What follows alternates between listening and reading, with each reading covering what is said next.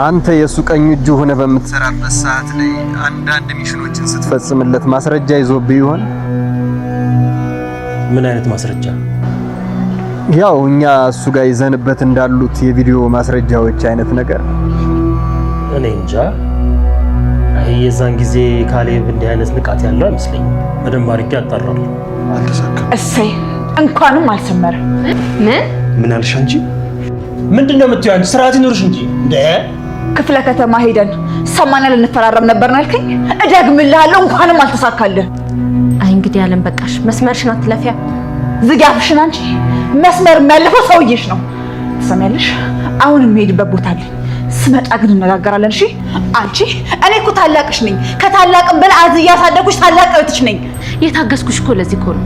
ቆይ ምን ሆንኩ ነው የምትይው? ምንሽ ተነካ? ንገሪኝ። ምንሽ ተነካ? የሰውነት ክብራችን፣ ወግ፣ ስርዓት፣ ባህል የሚባል ነገር እኮ አለን። ምንም ተገቢ ባልሆነ መንገድ ብሽከረከርም ስርዓት፣ ጨዋነት የሚባል ነገር አውቃለሁ። ጨዋ ያሳደገን ስነ ስርዓት የምናውቅ የጨዋ ልጆች ነን። እሺ? ይሄንን አትርሺ። ብቻ ጉልበትሽን ስሞ ሽምግልና እንጠይቅሽ ባልሆነ የምትጠብቂው። አልፈለኩም እንዴ? ቆይ ብፈልግስ ቢያንስብኝ እንጂ እኮ አይበዛብኝም። ቅድስት፣ ይሄንን እኮ የሚያደርገው አንቺን የመሰለች ወርቀቴ ልሰጠው ስለሆነ ነው። ጉድ ሳይሰማ መስከረም አይጠባም አሉ። አንዳንድ ሰዎች ካልጨከንባቸው የኛን ዋጋና ክብር አቅልለው ነው የሚመለከቱት። ንገረኝ ታዲያ፣ ከዚህ ሚሽን ለመንጣት የማልፈነቅለው አለት የለም። አሁን በጣም ጥሩ፣ ወደ ቦክሰሪንጉ እየገባሽ ነው። ምንድነው ታዲያ? መጀመሪያ የምትፈልገውን ነገር ንገረኝ። አድምጪኝ በደንብ። መጀመሪያ ግን ጥሩ አጋጣሚ ያገኘሽ መስሎሽ ቁማር ለመጫወት እንዳትሞክሪ፣ ተጠንቀቂ። አለበለዚያ ግን ላትጠገኝ ትሰበሪያለሽ። ምን? አይ በፍጹም ይሄንንም አላደርግ አልችልም በጭራሽ። እንዴ የባሳላ ሀገር ክናት ተልቀቃሉ። አይ ይሄንን ከማደርግማ በሞት ይሻለኛል። አው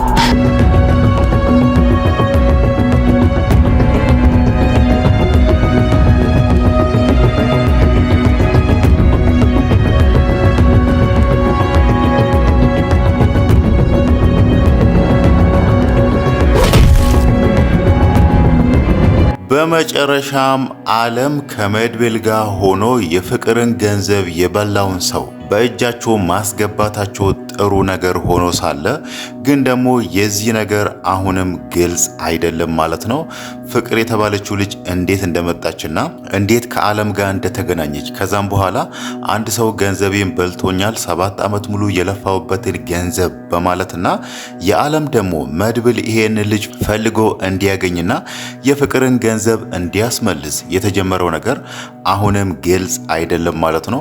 ሙሉ ለሙሉ ባይሆንም ምናልባት ይሄኛው መድብልን ለማጥመድ የተዘጋጀ ወጥመድም ሊሆን ይችላል ማለት ነው። ምናልባትም ሙሉ ታሪኩ የካሌብ ድራማ ሊሆን ይችላል ማለት ነው። ግን ደግሞ ያ ነገር ሳይሆን ቀርቶ ፍቅር እዛ ጋር እንደተናገረችው እውነትም ይሄ ልጅ 7 ዓመት ሙሉ የለፋችበትን ገንዘብ በልቶባት ከሆነ አሁን ላይ ልጁም በእጃቸው አስገብቷልና ምናልባት ልጁ ገንዘቡን ላይኖረው ይችላል ወይ ደግሞ ገንዘቡን አጥፍቶም ሊሆን ይችላል ማለት ነው። ለዛ ደግሞ ፍቅር እዛ ጋር ገንዘቡን ለሱ ለመላኳ ማስረጃዎች ካላት ምናልባት ይሄ ልጅ የሷን ልፋት የሷን ገንዘብ አጭበርብሮ ስለወሰደባት በህጉ መሰረት ወደ እስር ቤት ሊገባ ይችላል እንጂ ፍቅር እዚህ ጋር ምንም ልታገኝ አትችልም ማለት ነው።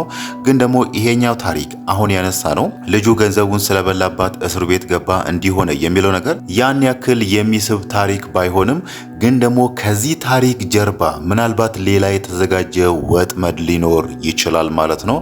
ካሌብ የሱ ትልቁ እቅድ የሱ ትልቁ ዓላማ መድብልን በእጁ ማስገባትና መድብልን መበቀል ስለሆነ መድብል ደግሞ ምን ያህል ጀግና ሰው እንደሆነ ወይ ደግሞ በቀላሉ እሱን በእጁ ማስገባት እንደማይቻል ስለሚያውቅ ምናልባት በመድብል ደካማ ጎን መድብል ሰዎችን መርዳት እንደሚፈልግ ለተጎዱ ሰዎች ፍትህን መስጠት ስለሚፈልግ ምናልባት ካሌብ ያንን ታሪክ አውቆ በመድብል ደካማ ጎን መጥቶበት ሊሆን ይችላል ማለት ነው። ምናልባት ስለዚህ ጉዳይ ራሱ ዓለም ላታውቅ ትችላለች። ባለፈው ዓለም ምናልባት የካሌብ ሰው ልትሆን ትችላለች የሚለውን ነገር አንስተን ነበር። ምናልባት ፍቅር ያኔ መንገድ ላይ ቁጭ ብላ እንደተበደለች ወይ ደግሞ እንደተጎዳች ሰው ሆና ከፍቅር ጋር ተዋውቃ ፍቅር ደግሞ መድብልን አናግራ መድብል ልጁን እንዲፈልገውና ይሄ ሁሉ ታሪክ እንዲፈጠርም ሊሆን ይችላል ማለት ነው። ዓለም ካሌለችበት ዓለም ስለዚህ ጉዳይ አላወቀችም ማለት ደግሞ ፍቅርና አሁን ላይ የፍቅርን ገንዘብ በልቷል የተባለው ሰው ምናልባትም የካሌብ ሰዎች ሊሆኑ ይችላሉ ማለት ነው። ሌላው ነገር ደግሞ አለም ዛሬ ላይ ስለ ቅድስት የሰማችው ነገር በጣም አስደንግጧታል ማለት ነው። እሷ ቅድስትን ምን ያህል እንደምትወዳት ምን ያህል እንደምትሳሳላት ከዚህም በፊትም አይተናልና ብሩክ እዛ ጋር በመዘጋጃ ልንፈራረም ሄደን እዛ ጋር ያሉት ነገሮች ጥሩ ስላልሆኑ ትተን መጣን የሚለውን ነገር ሲነግራት እንዴት ሽማግሌ ሳይልክ እንዴት ጉልበት ሳይስም የቤተሰብ ፍቃድ ሳያገኝ እንዴት እሷን በመዘጋጃ ዘመድ አዝማድ ባሌለበት ያገባታል የሚለው አለምን እንደ እህት በጣም ተሰምቷታል። በጣምም ተናዳለች ማለት ነው። ግን ደግሞ ንዴቷ የክብር ጉዳይ ነው እንጂ ብሩክን ስለምትጠላ ወይ ደግሞ ብሩክና ቅድስት መለያየት አለባችሁ ከሚል ከክፋት የተነሳ እንዳልሆነ ግልጽ ነው ማለት ነው። በእርግጥ መጨረሻ ላይ ቅድስትም ይሄንን ነገር የተረዳቻት ይመስላልና ምናልባት መድብል በመከራት መሰረት አለም እዛ ጋር ብሩክና ቅድስትን ቁጭ አድርጋ ስለዚህ ጉዳይ ካናገረቻቸው በኋላ ምናልባት ወደ መፍትሄ ሊመጡ ይችላሉ ብለን እናስባለን ማለት ነው። አለም ግን ለቅድስት የተናደደችው እንደ አንድ እህት ለእህቷ እንደምትናደደው እንዴት ቤተሰቦቿ ባሌሉበት ዝም ብለ ሁለታችሁ ብቻ ሄዳችሁ በመዘጋጃ ትፈራረማላችሁ ዘመድ አዝማድ ባህል ወግ እንዳሌለን እንዴት ታረጋለህ በሚል ስትቆረቆር ነበርና ምናልባት ይሄንን ነገር ብሩክም ሊረዳት ይችላል ማለት ነው። ያ ሆነ ማለት ደግሞ እዚህ ጋር ያለውን ነገር ከጨረሱ የማህሌት ነገር አለ የካሌብ ነገር አለ ያ ሁሉ ነገር እልባት ካገኘ በኋላ ያኔ በማህሌት ምክንያት የተቋረጠው ሰርግ እንደ አዲስ ተደግሶ እንደ አዲስ ቤተሰብ በተገኘበት ብሩክም ቅድስትን ያገባታል ብለን እናስባለን ማለት ነው። ሌላው ነገር ደግሞ ብሩክን ያሳሰበው የማህሌት ነገር ያሰጋው ይመስላል። ማህሌትን ከሶ በህጋዊ መንገድ እሷ ወደ እነሱ ህይወት እንዳትመጣ ያንን ነገር ለማድረግ ነበር የፈለገው እሱ። ያኔ ማህሌት የነሱ ሰርግ ላይ ተደብቃ ተገኝታ ነበር መድኃኒቱን ለብሩክ ሰጣ ብሩክ ያ ሁሉ ጉዳት እንዲደርስበት ያ ሁሉ የመከራ ጊዜያቶችን እንዲያሳልፉ ያደረገቻቸው ማለት ነው። ብሩክ ደግሞ አሁን ላይ ያ ነገር ድጋሚ እንዳይመጣ ወይ ደግሞ ማህሌት ድጋሚ ወደ ህይወታችን እንዳትገባ በሚል ይመስላል ሄዶ ጠበቃውን አናግሮት ምናልባት በህጋዊ መሰረት ማህሌት ወደ እነሱ ህይወት እንዳትመጣ ወይ ደግሞ እነሱ ያሉበት አካባቢ እንዳትደርስ በህጉ መሰረት እግድ እንዲጣልባት የፈለጉ ማለት ነው። ይሄ ደግሞ መድብል የማይፈልገው ነገር ነው። መድብልም ጠበቃውም ማህሌትን እንደዚህ ማድረግ አይፈልጉም ማለት ነው። ሁለቱ አሁን ላይ ድምጻቸውን አጥፍቶ እየሰሩ ያሉት ካሌብን መጣል ስለሆነ ካሌብን ለመጣል ደግሞ ማህሌት እዚህ ጋር የምትሰራቸው ወንጀሎች እነሱ ከስር እየተከታተሉ ካሌብ በህጉ መሰረት ከተያዘ እሱ ስለሰራቸው ወንጀሎች ማስረጃ የታለ በሚለው ማህሌት ላይ ከስር እየተከታተሉ ያሰባሰቡትን ማስረጃ ይሄውና ብሎ ያንን ነገር ለማሳየት ነው ማለት ነው። ግን ደግሞ ማህሌትን ካሳሰሩ ወይ ደግሞ ማህሌትን የሆነ ነገር ካደረጓት ካሌብ የሚሰራው ወንጀል በጣም ድብቅ ስለሆነ እሱ ላይ ማስረጃ ለመያዝ በጣም ይከብዳቸዋል ማለት ነው። ለዛ ደግሞ ማህሌት እዚህ ጋር የምትሰራቸው ወንጀሎችን በነፃነት እንድትሰራ ማድረግና ከዛም በኋላ ማስረጃዎችን እሷ ላይ ይዞ እሷንም ካሌብንም እናም ሌሎች ከካሌብ ጋር የሚሰሩ ሰዎችንም ሁሉንም እስር ቤት ለማስገባት ነው ማለት ነው። እንደዛ ከሆነ ነው እዛ ጋር በግፍ እየተገደሉ ያሉት ህፃናት በግፍ ሰውነታቸው እየተሸጠ ያሉ ህፃናት ፍትህን የሚያገኙት ማለት ነው። ሌላው ነገር ደግሞ ታሬ ዛሬ ማህሌትን ምንድን ነው ያላት? ምን አድርጊልኝ ነው ያላት? ማህሌት ለምንድን ነው እሱ በዛን ልክ የደነገጠችውና በጭራሽ ይሄንን ነገር አላደርግም በሞት ይሻለኛል የሚለውን ነገር የተናገረችው ብለን ስናይ ምናልባት ታሬ የጠየቃት ስለ ካሌብ ሊሆን ይችላል ማለት ነው። እኔ ትህትና ወዳለችበት ቦታ እመራሻለሁ ወይ ደግሞ ትህትናን እንድታገኚ አግዝሻለሁ፣ አንቺ ግን የሆነ ነገር አድርጊልኝ በምላሹ ብሎ በጆሮዋ ነበር የሱን ፍላጎት የነገራትና ምናልባት ታሬ ምንድን ነው የሚፈልገው የሱ እቅድ ወይ ደግሞ የሱ ፍላጎት ምንድን ነው ብለን ስናይ ምናልባት ታሬ ካሌብን ግደይልኝ ወይ ደግሞ ካሌብን አስወግጅልኝ በሚለው ማህሌትን ጠይቋት ይሆናል ማለት ነው። ማህሌት እንደዛ የምትደነግጠው እንደዛ በፍርሃት የምትሞላው የካሌብን ድምጽ ስትሰማ ወይ ደግሞ ካሌብ ሲቆጣት ነውና ምናልባትም ታሬ በጆሮዋ የነገራት ነገር ከካሌብ ጋር የተያያዘ ይሆናል ማለት ነው። እዛ ጋር ደግሞ እሱ ካሌብን ግደይልኝ፣ ካሌብን አስወግጂልኝ ካላት ያ ነገር ምን ያህል እንደማይቻል ታውቃለችና እንደዚህ አይነት ድፍረት ውስጥ መግባት ስለማትፈልግ ነው።